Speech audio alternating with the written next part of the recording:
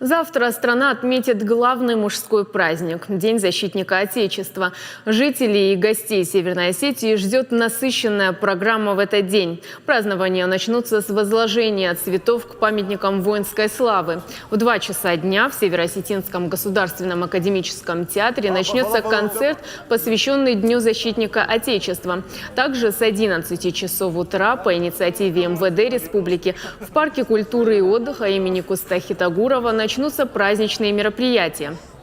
В концертной программе примут участие сотрудники культурного центра МВД, а также финалистки конкурса профессионального мастерства «Краса и доблесть полиции».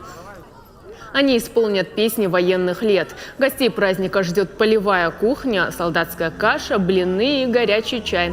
Кроме того, будет организована выставка стрелкового оружия, боеприпасов и специальных средств, находящихся на вооружении органов внутренних дел.